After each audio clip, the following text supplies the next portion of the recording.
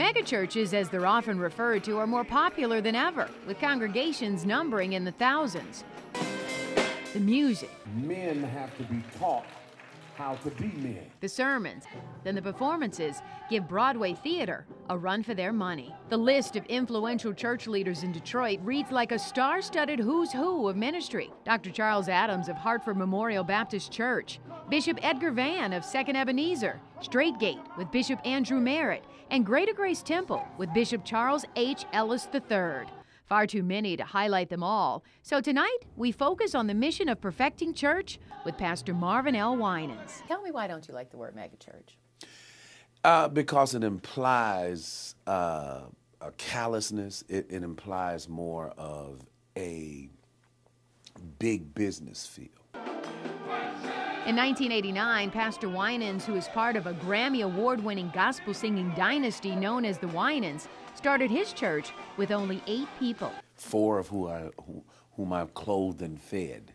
It was 8 people, including me. 22 years later, he has more than 4,000 members, and Perfecting Church's new sanctuary here at 7 Mile and Woodward will open next year, and it can easily seat 5,000 members when the average church in America only has about 250 members in their congregation. Pastor Winans is a boots-on-the-ground preacher and fighter for Detroit, taking on hot-button issues with the Detroit City Council to rid neighborhoods of strip clubs.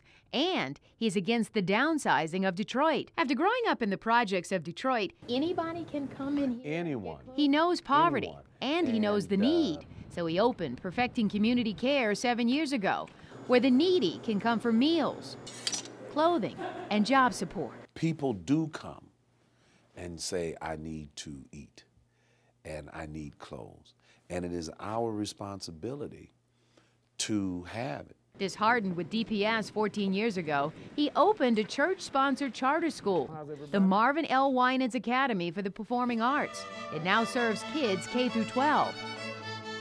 In his mother's honor, he also opened a shelter for women and children. We discovered that the largest population of homelessness were among women.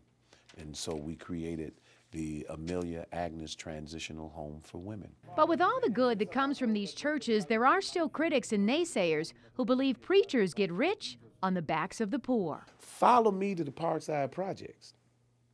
See, don't talk about my now until you knew my then. Like it or not, these majestic churches with their influence and outreach are here to stay.